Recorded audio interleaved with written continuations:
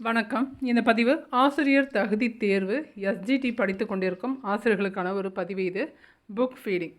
உங்கள் வெற்றி பாதையில் படிக்கட்டாகும் முயற்சியில் புக் ஃபீடிங் இருக்குது. நாம் 6வதுல இருக்கிற வரலாறு, புவியியல், குடிமியலுக்கான அனைத்து பதிவுகளையுமே பார்த்துட்டோம். இன்னும் குடிமியலில் மட்டும் ஒரு 2-3 லெசன்ஸ் பாக்கி இருக்குது. பாக்கி எல்லாம் பார்த்தாச்சு. நீங்கள் வரலாறு படிக்கணும் அப்படின்னா வரலாறுங்கிற பிளேலிஸ்ட் இருக்கும், இந்த வீடியோக்கு கீழே டிஸ்கிரிப்ஷனில் தரம் படிங்க. இங்கிலீஷ் படிக்கணும் அப்படின்னாலும் நீங்கள் பேப்பர் 1க்கு இங்கிலீஷ் ப்ரிப்பேர் பண்ணுறீங்க அப்படின்னா அந்த இங்கிலீஷ் பிளேலிஸ்ட்டு உங்களுக்கு ரொம்பவே பயனுள்ளதாக இருக்கும். அதை எடுத்து படித்து பாருங்கள். நான் இங்கிலீஷே தொடமாட்டேன் அப்படின்னு நினைக்கிறவங்க கூட கொஞ்சமாக தெரிஞ்சால் கூட ஆன்சர் பண்ணிடலாம் அப்படிங்கிற ஒரு ஸ்டார்டிங் மோட்டிவேஷன் கிடைக்கும். மோட்டிவேஷனுங்கிறத விட ஒரு படிக்கிறதுக்கு ஒரு வழி மாதிரி அது இருக்கும். யாராவது படிக்காமல் இருந்தாங்கன்னா கூட நீங்கள் நிறைய பேருக்கு ப்ளேலிஸ்ட்டே தெரில, இந்த வீடியோ எங்கே போட்டிருக்கீங்க சொல்கிறீங்க, இந்த வீடியோ எங்கே இருக்குது அப்படின்னு கேட்குறீங்க. நீங்கள் சேனலுக்குள்ளே போனாலே உங்களுக்கு ப்ளேலிஸ்ட் வரும். தெரிஞ்சவங்க தெரியாதவங்களுக்கு ஷேர் பண்ணி படிக்க சொல்லுங்கள். படிக்க சொல்கிறது மிக மிக ஒரு புண்ணியமான செயல். அடுத்தவங்கள படிக்க சொல்லுங்கள். நாம் படிக்கிறோங்கிறத விட அடுத்தவங்களையும் படிக்க சொல்லிவிட்டு படிங்க. அவங்க கண்டுக்கல அப்படின்னா கூட அது ஒரு பெரிய இதாக எடுத்துக்காதீங்க. படிக்க சொல்லுங்கள்.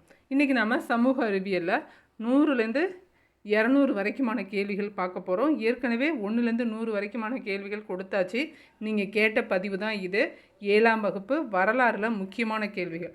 முக்கியமான கேள்வினாக்கா எல்லாத்தையுமே முக்கியமான கேள்விங்கிற மாதிரி நான் கொண்டு வந்துட்டேன். ஒரு 80% வரைக்குமான இன்ஃபர்மேஷன் இதில் உங்களுக்கு கிடச்சிரும். பார்க்கலாமா?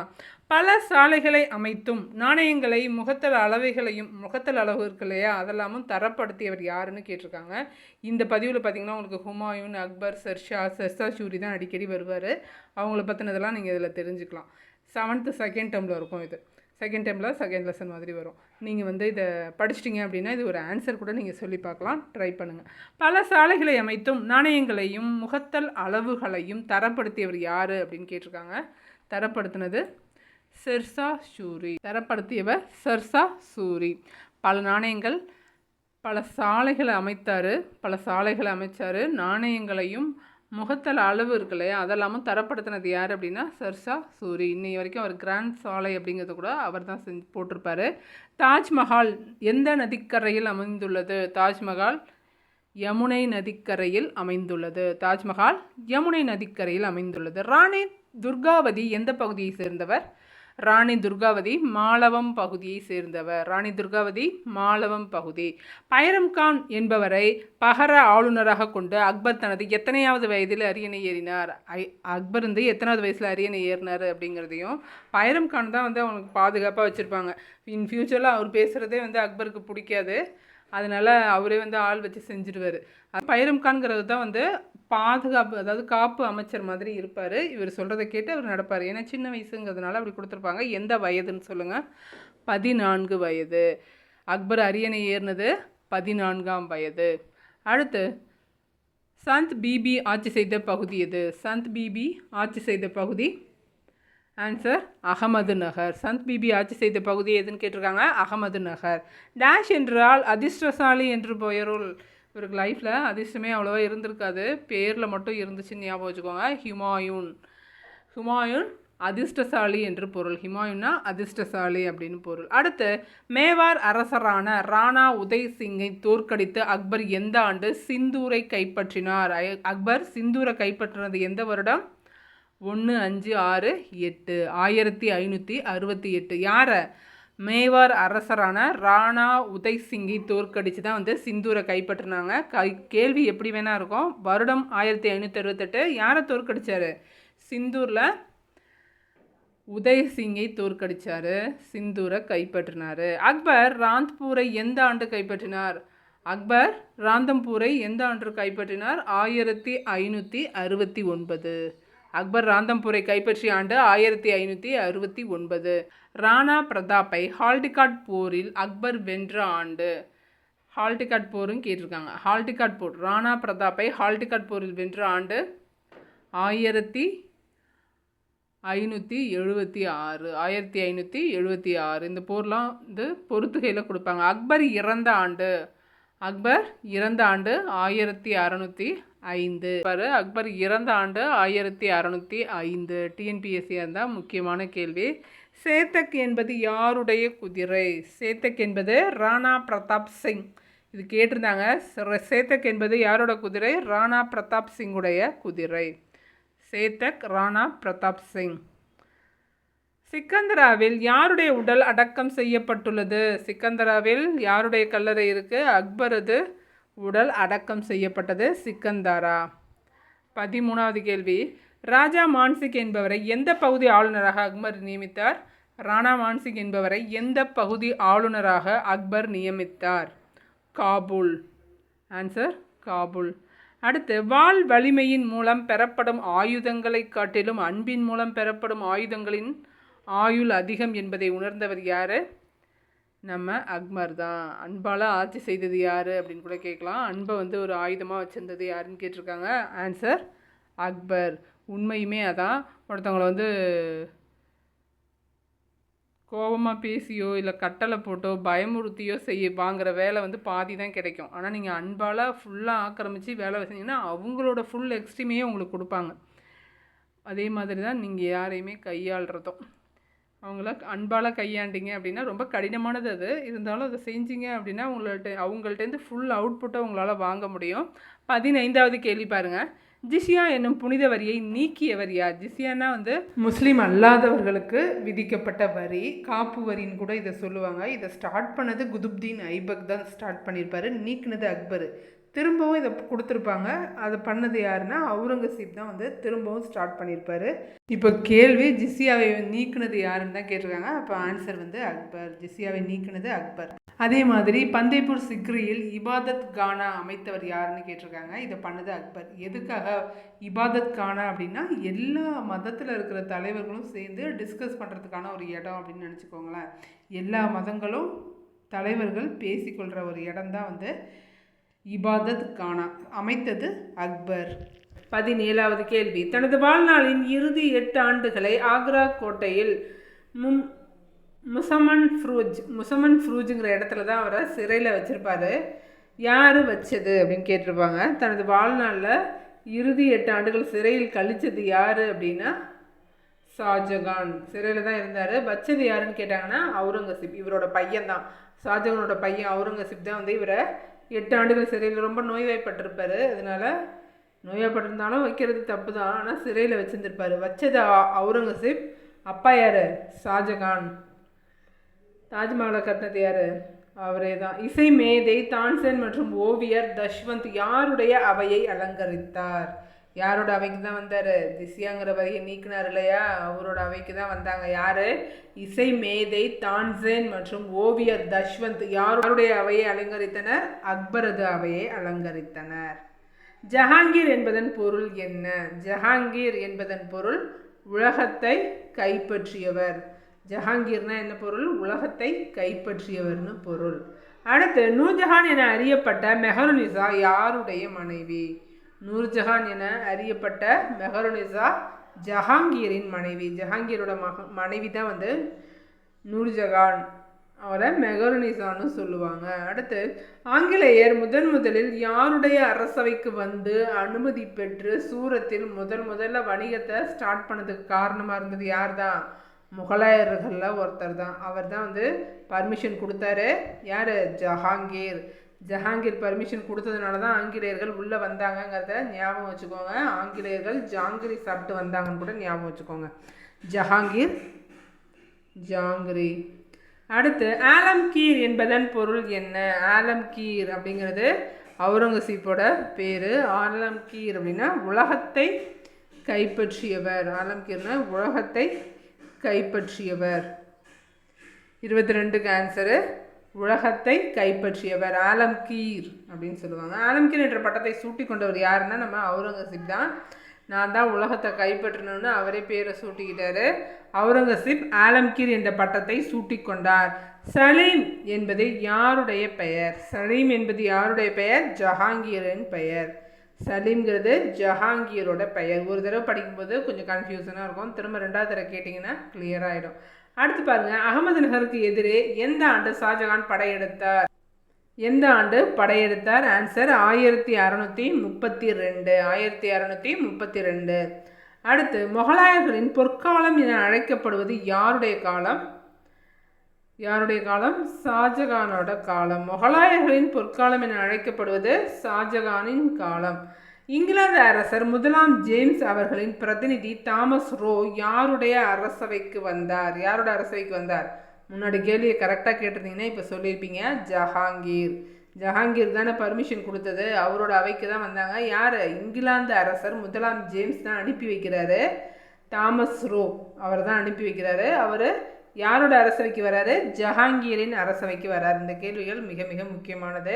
கட்டிடக்கலையின் இளவரசர் என போற்றப்படுறது யார்? யார் தாஜ்மஹால் கட்டினாங்க? அவங்க அப்பாவுக்கு மசூதியெல்லாம் கட்டியிருப்பார். பின்னாடி வரும் ஷாஜகான். ஷாஜகான் கட்டிடக்கலையின் இளவரசர் என போற்றப்படுபவர் ஷாஜகான். 29வது கேள்வி பாருங்க. இளவரசர் குர்ரம் என்பவர் யார்? ஆன்சர் ஷாஜகான். இளவரசர் குர்ரம் என அழைக்கப்படுறது ஷாஜகான். 30வது கேள்வி பாருங்க. யாருடைய ஆட்சி காலத்தில் முகலாயர்களின் புகழ் அதன் உச்சத்தை எட்டியது? 30வது கேள்விக்கு ஆன்சர் ஷாஜகான் காலத்தில். ஷாஜகான் காலத்தில் தான் முகலாயர்களின் புகழ் உச்சத்தை எட்டியது. தனது அரண்மனை வாசலில் நீதிமணி சங்கிலியை அமைத்தவர் யார்? அங்கேயும் ஒரு மனுநீதி சோழன் இருந்திருக்காங்க. மனுநீதி சோழனை பார்த்து இவர் பண்ணாரா, இவரை பார்த்து மனுநீதி சோழன் பண்ணாராங்கிறது இல்லை. இவர் முகலாய மனுநீதி சோழன் ஞாபகம் வச்சுக்கோங்க. இவரும் அந்த ஜாங்கிரி தான், ஜஹாங்கீர் அப்படின்னு ஞாபகம் வச்சுக்கோங்க. ஜஹாங்கீர் தான் நிறைய பண்ணியிருக்காரு. பர்மிஷன் கொடுத்தது யார்? ஜஹாங்கீர். மனுநீதி சோழன் மாதிரி தனது அரண்மனை வாசலில் நீதிமணி சங்கிலின்னு ஒன்று கட்டி தொங்க விட்டுருக்காரு. அதுவும் யார்? ஜஹாங்கீர் தான். அடுத்து 32. தனது சகோதரர்களான தாரா, சுஜா மற்றும் முராதத் ஆகியோரை கொன்று அரசரான முகலாய அரசர் யார்?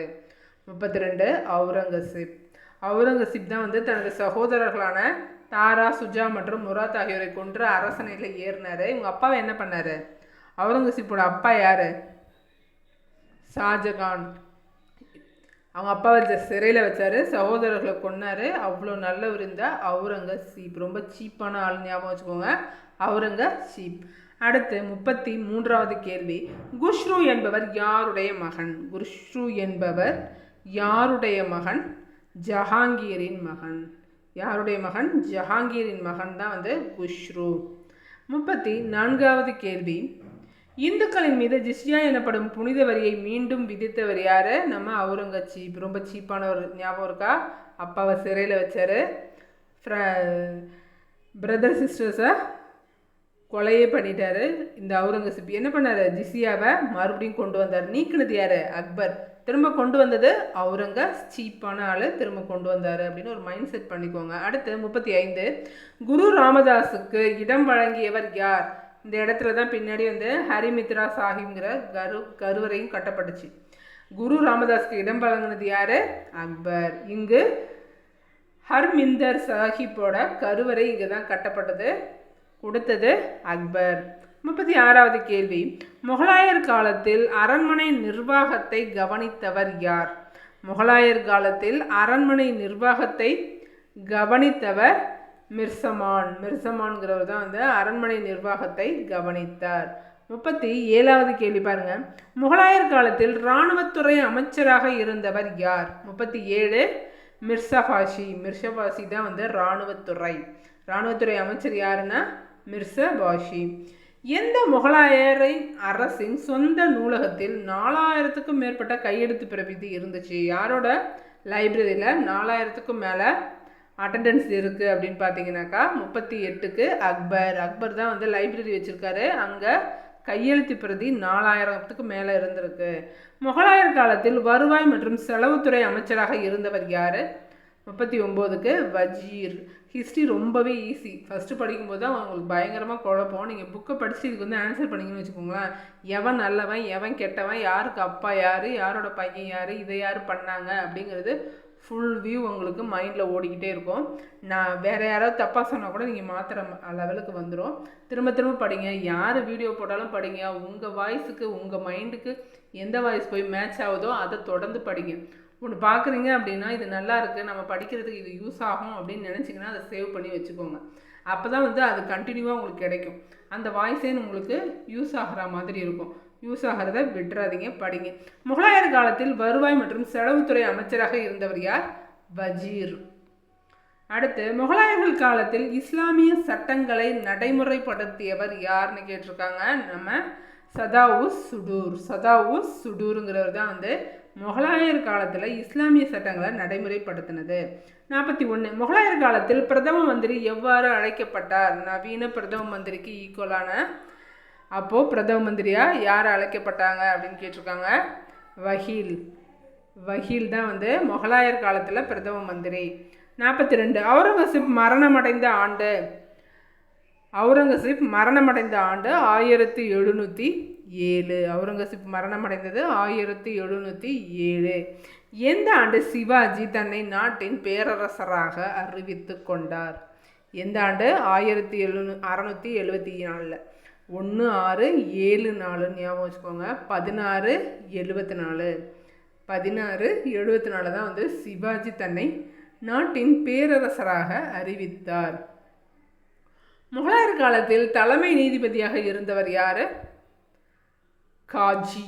தலைமை நீதிபதியாக இருந்தவர் குவாஜின்னு வரணும். குவாஜி, சரிங்களா? குவாஜிங்கிறவர் தான் வந்து முகலாயர் காலத்தில் தலைமை நீதிபதியாக இருந்தார். அடுத்து சதாசிவராவ் தலைமையிலான மராத்தியர்களுக்கும் அகமது ஷா ஆப்தாலி இடையே 3ஆம் பானிபட் போர் நடைபெற்றது 1761.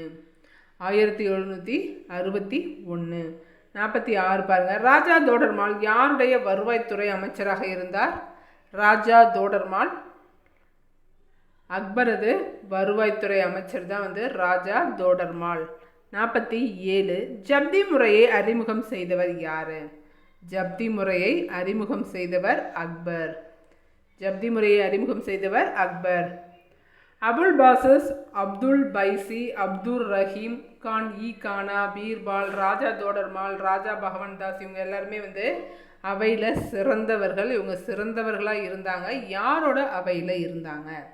48 அபுல் பாசஸ், அப்துல் பைசி, அப்துல் ரஹீம் கான், கானா, அடுத்து பீர்பால், ராஜா தோடர்மால், ராஜா பகவன் தாஸ் இவங்கெல்லாம் யாரோட அவையில் இருந்தாங்க? அக்பரது அவையில் இருந்தவர்கள். இவங்க எல்லா பேரையுமே பார்த்துக்கோங்க. அக்பரது அவையில் இருந்தவர்கள். 49 தெய்வீக மதம் என பொருள்படும் தீன் இலாஹி. 49வது கேள்வி. தெய்வீக மதம் என பொருள்படும் தீன் இலாஹி என்ற கொள்கையை உருவாக்க முயன்றவர் யாரு? தீன் இலாஹி உருவாக்குனது நம்ம அக்பர். தீன் இலாஹி உருவாக்குனது அக்பர். தெய்வீக மதம் என பொருள்படும். பீகாரின் சசாராம் என்னும் இடத்தில் அமைந்துள்ள கல்லறை மாடம் யாருடையது? பீகாரில் சசாராம் அப்படிங்கிற இடத்துல ஒரு கல்லறை இருக்குது. அது யாரோடதுன்னு கேட்டிருக்காங்க. நம்ம ஷெர்ஷா சூரியோடது. ஷெர்ஷா சூரி என்ன பண்ணார்? சாலைகள் அமைத்தார், முகத்தல் அளவையை தரப்படுத்தினார், நாணயங்கள் வெளியிட்டார். இதெல்லாம் செஞ்ச ஷெர்ஷா சூரியோட கல்லறை எங்கே இருக்குது? பீகாரில் சசாராம்ங்கிற இடத்துல இருக்குது. மன்சப் என்னும் பணிநிலை முறையை அடிப்படையாக கொண்டு மன்சப்தாரி முறையை அறிமுகம் செய்தவர் யார்? அக்பர் தான் பண்ணார். ஆன்சர் அக்பர். பணிநிலைன்னா கிரேடு, வேலை செய்கிறவங்களுக்கு கிரேடு கொடுப்பாங்கள்ல, அதை பண்ணது அக்பர். 52 அக்பர் கல்லறை கட்டிட பணிகளை நிறைவு செய்தவர் யார்? அக்பரோட கல்லறை கட்டிட பணிகளை நிறைவு செஞ்சார். இவர் தாஜ்மஹாலும் கட்டினார். இது இல்லாமல் இன்னொருத்தவங்களோட கல்லறையும் கட்டியிருப்பார். அவங்க மாமியாரோட கல்லறை. அவங்க மனைவிக்கு மட்டும் இல்லை, மாமியாருக்கு கல்லறையும் கட்டினாங்க இவங்க. அக்பரின் கல்லறை பணிகளை கட்டியவர் ஷாஜகான். நிறைவு செய்தவர் ஷாஜகான். அக்பர் வந்து தனக்கே கட்டியிருப்பார். அக்பர் வந்து தனக்கு தானே கல்லறை கட்டியிருப்பார். இதை வந்து முடிச்சு வச்சவர் தான் ஷாஜகான். அந்த பணியை நிறைவு செய்தவர் தான் ஷாஜகான். ஸ்டார்ட் பண்ணது யார்? அவரே தான் அவருக்கு ஸ்டார்ட் பண்ணியிருப்பார். ஷாஜகான் தனது தலைநகர் ஷாஜகானாபாத்தில் செங்கோட்டையை எந்த ஆண்டு கட்டினார்? 1639 ஷாஜகான் தனது தலைநகரான ஷாஜகானாபாத்தில் செங்கோட்டையை கட்டினார். அடுத்து புராணக்கிலா யாரால் கட்டப்பட்டது? ஷெர்ஷா சூரியால். புராணக்கிலா ஷெர்ஷா சூரியால் கட்டப்பட்டது. 55 பாரசீக கட்டடக்கலையை இந்தியாவில் அறிமுகப்படுத்தி ஆக்ரா, பியானா, டோலாப்பூர், குவாலியர் போன்ற பகுதிகளில் கட்டடங்களை கட்டினது யார்? பாபர். பாரசீக கட்டடக்கலையை இந்தியாவில் அறிமுகப்படுத்தினது பாபர் தான். ஆக்ரா, பியானா, டோலாப்பூர், குவாலியர் போன்ற பகுதிகளில் கட்டடங்களை கட்டினது யாருனாலும் பாபர் தான். பாரசீக கட்டடங்களை கட்டினார் பாபர். முகலாய பேரரசின் புகழும் உன்னதமும் யாருடைய காலகட்டத்தில் உச்சத்தை எட்டியது? முகலாய பேரரசோட புகழும் உன்னதமும் யாருடைய காலத்தில்? ஷாஜகான் காலத்தில் தான் உச்சத்தை எட்டியது. அடுத்து, டெல்லியில் ஷர்ஷாவால் இடிக்கப்பட்ட தீன்-இ-பானா யாரோட அரண்மனை? யார் பார்த்து கட்டின அரண்மனையை நம்ம ஷெர்ஷா இடித்தார் அப்படின்னா ஹுமாயூன். ஹுமாயூன் கட்டினது தான் தீன்-இ-பானா. ஹுமாயூன் கட்டினது தான் தீன்-இ-பானா. அதை இடித்தது ஷெர்ஷா. 58வது கேள்வி பாருங்க. புலந்த் தர்வாசா யாரால் கட்டப்பட்டது? அக்பரால். புலந்த் தர்வாசா யாரால் கட்டப்பட்டது? அக்பரால் கட்டப்பட்டது. புலந்த் தர்வாசா யாரால் கட்டப்பட்டது? அக்பரால் கட்டப்பட்டது. சிக்கந்தராவில் உள்ள அக்பரின் கல்லறையை நிறைவு செய்தவர் யார்? நம்ம ஷாஜகான் தான். சிக்கந்தராவில் உள்ள அக்பரின் கல்லறை நிறைவு செய்தவர் ஷாஜகான். டெல்லியில் உள்ள ஜிமா மசூதி, செங்கோட்டை மற்றும் முத்து மசூதி யாரால் கட்டப்பட்டது? இந்த கேள்வி நிறைய தடவை கேட்டிருக்காங்க. முக்கியமான கேள்வி. 60 ஷாஜகான் கட்டினார். முத்து மசூதியை கட்டினது யார்? ஷாஜகான். இது டெல்லியில் இருக்கு. ஜிமா மசூதி, செங்கோட்டை, முத்து மசூதி இது எல்லாமே யார் தான் கட்டினாங்க? நம்ம ஷாஜகான் தான் கட்டினார். அடுத்து 61வது கேள்வி பாருங்க. பேரரசர் அமர்வதற்கான நவரத்ன கற்கள் பதிக்கப்பட்ட மயிலாசனம் எங்கே இருக்குது? இப்போது இங்கிலாந்தில் இருக்குது, லண்டனில் இருக்குது. எடுத்துகிட்டு போயிட்டாங்க. யார் இதை பண்ணது? ரெடி பண்ணது யார்? 61. ஆன்சர் ஷாஜகான் தான். மயிலாசனத்தை ரெடி பண்ணது யார்? ஷாஜகான் தான். நவரத்ன கற்கள் பதிக்கப்பட்ட ஒரு சேர். லால் குயிலா என அழைக்கப்படுவது எது? 62க்கு லால் குயிலா என அழைக்கப்படுவது செங்கோட்டை. செங்கோட்டை யாரால் கட்டப்பட்டது? ஷாஜகானால் கட்டப்பட்டது. செங்கோட்டையை கட்டினது ஷாஜகான். திவான்-இ-ஹாஸ், திவான்-இ-அம்ப், பஞ்சமஹால், சலீம் சிஸ்டியின் கல்லறை, ராஜ்மஹால் போன்றவற்றை கட்டினது யார்? திவான்-இ-காஸ், திவான்-இ-அம்ப், பஞ்சமஹால், சலீம் சிஸ்டி கல்லறை இதெல்லாம் கட்டினது யார்? ஆன்சர் அக்பர். இதெல்லாம் கட்டினது அக்பர். அடுத்து, சிவாஜியின் பாதுகாவலராகவும் ஆசிரியராகவும் இருந்தது யார்? தாதாஜி கொண்டதேவ். அவர் எந்த ஆண்டு இறந்தாருன்னு கேட்டிருக்காங்க. ஆன்சர் 1649. சிவாஜியின் பாதுகாவலராகவும் ஆசிரியராகவும் இருந்த தாதாஜி கொண்டதேவ் 1649 இறந்துட்டார். அவுரங்கசீப்பின் மகனான யார் பீபிகா மக்பாராவை கட்டினார்? அவுரங்கசீப்பின் மகனான யார்? அவுரங்கசீப்பு நிறைய பசங்க இருக்காங்க, இல்லை யார் பிபாகா மக்பாராவை கட்டினார்? ஆன்சர் அஜாம் ஷா. கட்டினது அவுரங்கசீப்பின் மகனான அஜாம் ஷா. சிவாஜியின் தந்தை யார்? ஷாஜி போன்செலே. 67க்கு ஆன்சர் சிவாஜியின் தந்தை ஷாஜி போன்செலே. 68 பாருங்க. அஷ்டபிரதான் என்பவர்கள் யாருடைய அவையில் இருந்தாங்க? நம்ம சிவாஜியோட அரசவையில் இருந்தாங்க. அவர் முடிசூட்டும் போது 8 அமைச்சர்களை போட்டுக்கிட்டாரு. தனக்கு தானே 8 அமைச்சர்களை போட்டார். அதான் அஷ்டபிரதான்னு சொல்கிறாங்க. அஷ்டன்னா 8ன்னு அர்த்தம். அதை வச்சு ஞாபகம் வச்சுக்கலாம். சிவாஜி தான் இதை பண்ணுது. அடுத்த கேள்வி பாருங்கள். 69 பதி என்பதன் பொருள் என்ன? 69க்கு பதினா பிரபுன்னு அர்த்தம். பதினா பிரபுன்னு அர்த்தம். சத்ரபதி சிவாஜி பிறந்த ஆண்டு? 70க்கு ஆன்சர் பாருங்கள். 70 பாருங்கள். சத்ரபதி சிவாஜி பிறந்த இடம் எது? சிவனேர் கோட்டை. சிவனேர் கோட்டையில் தான் சிவாஜி பிறந்தார். அடுத்து, சத்ரபதி சிவாஜி முடிசூட்டிய இடம்? ராய்கட் கோட்டை. இது கேட்பாங்க. பிறந்தது சிவனேர் கோட்டை, முடிசூட்டி கொண்டது ராய்கட் கோட்டை. அடுத்து, சத்ரபதி சிவாஜி பிறந்த ஆண்டு? சத்ரபதி சிவாஜி மராட்டிய மன்னர் பிறந்த வருடம் எது அப்படின்னா 30. 30 ஞாபகம் வச்சுக்கோங்க. சத்திரத்தில் 30 நாள் தங்கலான்னு கூட ஞாபகம் வச்சுக்கோங்க. 1630 தான் சிவாஜி பிறந்தார். 3 எழுத்து தான் சிவாஜி. அதை வச்சு கூட நிறைய பேர் ஞாபகம் வச்சுப்பாங்க. 1630 சத்ரபதி சிவாஜி பிறந்த ஆண்டு. ஹோல்கர் என்பவர்கள் எப்பகுதியை சேர்ந்தவர்கள்? ஹோல்கர் என்பவர்கள் எப்பகுதியை சேர்ந்தவர்கள்னு கேட்டிருக்காங்க. ஆன்சர் இந்தூர் பகுதியை சேர்ந்தவர்கள். ஹோல்கர்கள் இந்தூர் பகுதியை சேர்ந்தவர்கள். சத்ர அப்படின்னா குடைன்னு அர்த்தம். ஒரு குடையின் கீழ் ஆட்சி செய்கிற மன்னன். பதினா மன்னன். அதாவது அரசன் அந்த மாதிரி குறிக்கும். சத்திரன்னா குடைன்னு அர்த்தம். குடையின் கீழே இருக்கிற மன்னன், பாதுகாப்பான மன்னன், நிழல் தர மன்னன் அப்படிலாம் கூட பொருள் வரும். சத்திர அப்படின்னா குடை. அடுத்து மராட்டியர்கள் காலத்தில் கிராமங்களில் வசித்தவர்கள் யார்? மராட்டியர் காலத்தில் கிராமங்களில் வசித்தது தேஷ்முக். மராட்டியர் காலத்தில் கிராமத்தில் வசித்தவங்கள தேஷ்முக்னு சொல்லுவாங்க. அதே மாதிரி சவுத் என்பது மொத்த வருமானத்தில் எத்தனை பகுதின்னு கேட்பாங்க. சவுத் அப்படின்னா 1/4 ஞாபகம் வச்சுக்கோங்க. சவுத் அப்படின்னா 4/1. சவுத் என்பது 4 பாகத்தில் 1 தான் சவுத்துன்னு சொல்கிறோம். அதே 10ல் 1 அப்படின்னா என்ன அப்படின்னா சர்தேஷ் முகி அப்படின்னு அர்த்தம்.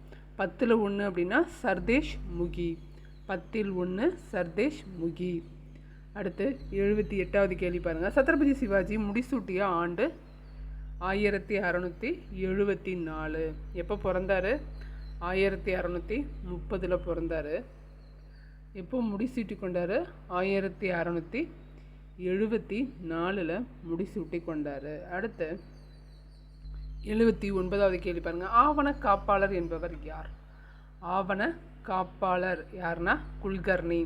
ஆவண காப்பாளர் குல்கர்னி. 80வது கேள்வி. மராத்திய காலத்தில் பிரதம அமைச்சர் யார்? அஷ்டபந்தனங்கள் வச்சுருந்தார் இல்லையா நம்ம சிவாஜி, அதுக்கு ஒரு பிரதமர் இருந்தாங்க. அந்த பிரதமரை என்னன்னு சொல்கிறோம்? பேஷ்வா பந்த் பிரதான். இதை தான் இப்போ யூஸ் பண்ணுறாங்க. பந்த் பிரதான் அப்படிலாம் சொல்கிறாங்க இல்லையா, பேஷ்வா அப்படின்னு சொல்லுவாங்க. பந்த் பிரதான்னு சொல்லுவாங்க அவரை. பிரதம அமைச்சர், நவீன பிரதம அமைச்சருக்கு நிகரான அமைச்சர். ஒரு அமைச்சருக்கு கீழே 8 பேர் இருக்கணும் அப்படிங்கிறதெல்லாம் கொண்டு வந்தாங்க இல்லையா, அதுதான் இது பேஷ்வா பந்த் பிரதான். அடுத்து மராத்தியர் காலத்தில் அதிகாரமிக்க தலைவர் யார்? மராட்டியர் காலத்தில் அதிகாரமிக்க தலைவர் யாருன்னா பட்டேல். அதிகாரமிக்க தலைவர் பட்டேல். மராத்தியர் காலத்தில் செயலாளர் யாருன்னு கேட்பாங்க.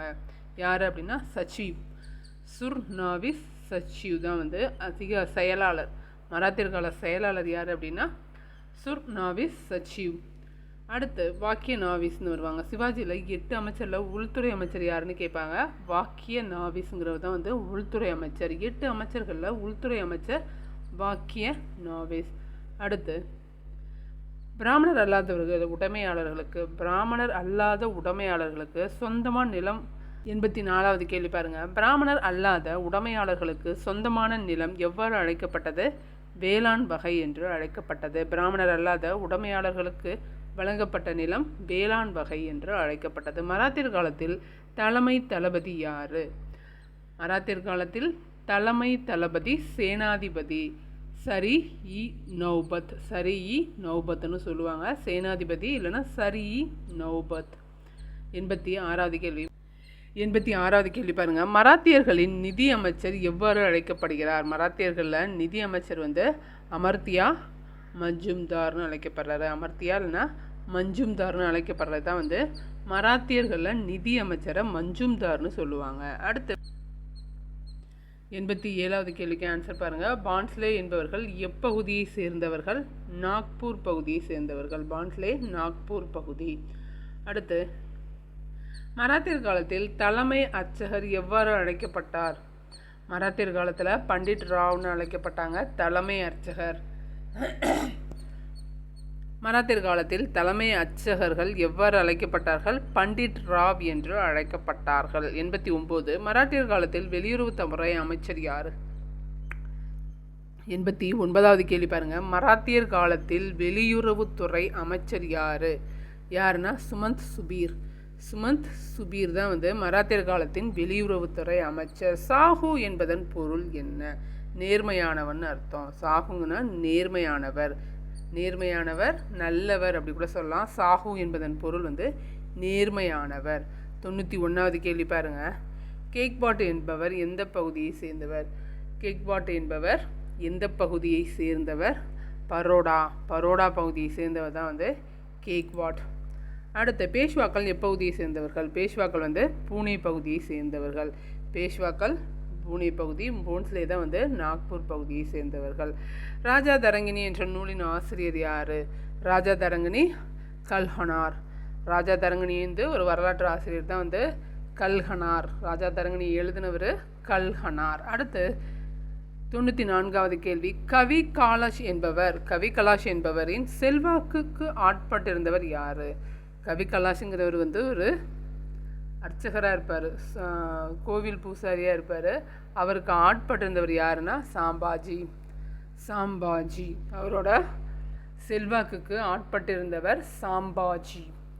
கேட்க வாய்ப்பு இருக்குது. அடுத்து 95வது கேள்வி பாருங்க. அனைத்து ராஜபுத்திர இன குழுக்களுக்கும் மையமாக விளங்கியது எந்த இடம்? 95க்கு சித்தூர் தான் அனைத்து ராஜபுத்திர இன குழுக்களுக்கும் மையமாக இருந்துச்சு, சித்தூர். 96 சார்மினார் எங்குள்ளது? சார்மினார் ஹைதராபாத்தில் இருக்குது. சார்மினார் எங்குள்ளது? ஹைதராபாத். எந்த கோவிலின் துளசி தோட்டத்தில் பெரியாழ்வார் ஆண்டாளை குழந்தையாக கண்டெடுத்து தனது குழந்தையாகவே ஏற்றுக்கொண்டதாக கூறப்படுகிறது? ஆன்சர் ஸ்ரீவில்லிபுத்தூர் ஆண்டாள் கோவில். ஸ்ரீவில்லிபுத்தூர் ஆண்டாள் கோவில். எந்த கோவிலின் துளசி தோட்டத்தில் பெரியாழ்வார் ஆண்டாளை குழந்தையாக கண்டெடுத்தாங்க? ஸ்ரீவில்லிபுத்தூர் ஆண்டாள் கோவில் துளசி தோட்டம். அடுத்து பிகநிதியா எனப்படும் பௌத்த நூல் 6ஆம் நூற்றாண்டில் இந்தியாவில் எத்தனை தத்துவ சமய பள்ளிகள் இருந்ததாக கூறுது அப்படின்னா 62 சமய பள்ளிகள் இருந்ததாக கூறுது. யார்? பௌத்த நூல். 6ஆம் நூற்றாண்டில் பௌத்த நூல். அது பேர் பிகநிதியா. 6ஆம் நூற்றாண்டில் பௌத்த நூல் எதுன்னு கூட கேட்கலாம். பிகநிதியா எனப்படும் பௌத்த நூல். இந்தியாவில் சமய தத்துவ பள்ளிகள் எத்தனை இருந்துச்சான்? 62 இருந்ததாக சொல்லுது. அடுத்து 99வது கேள்வி. ஞான மார்க்கம், கர்ம மார்க்கம் ஆகியவற்றை காட்டிலும் பக்தி மார்க்கமே சிறந்தது என கூறப்பட்டுள்ளது. எங்கே கூறப்பட்டிருக்குன்னா பகவத்கீதையில் கூறப்பட்டிருக்கு. ஞான மார்க்கம் கர்ம மார்க்கத்தை காட்டிலும் பக்தி மார்க்கமே சிறந்ததுன்னு சொல்லுது பகவத்கீதை. 100 பாருங்க. 100வது கேள்வி. இந்துக்களுக்கும் இஸ்லாமியர்களும் கடவுளை வெவ்வேறு பெயர்களில் அழைத்தாலும் ஒரே கடவுள் மட்டுமே என கூறினது யார்? நம்ம ஹரிதாசர் தான் சொல்லியிருக்காரு. இந்துக்கள் வேறு மாதிரி கூப்பிட்டாலும் இஸ்லாமியர்கள் வேறு மாதிரி கூப்பிட்டாலும் கடவுள் ஒருத்தர் தான் அப்படின்னு சொன்னது ஒரே கடவுள் மட்டுமேன்னு சொல்லியிருக்காரு ஹரிதாசர். இது எல்லாமே 7வது புக்கு 7th எடுக்கப்பட்ட கேள்விகள். உங்களுக்கு பயனுள்ளதாக இருந்திருக்கும்னு நினைக்கிறேன். ஏற்கனவே 100 கேள்விகள் முடிஞ்சிருச்சு. இது 2வது 100 கேள்வி. நீங்கள் 7ஆம் வகுப்பு சமூக அறிவியல் படிக்கிறீங்க, பேப்பர் 2க்கு படிக்கிறீங்கன்னா இது பயனுள்ளதாக இருக்கும். தொடர்ந்து படிங்க. நன்றி, வணக்கம்.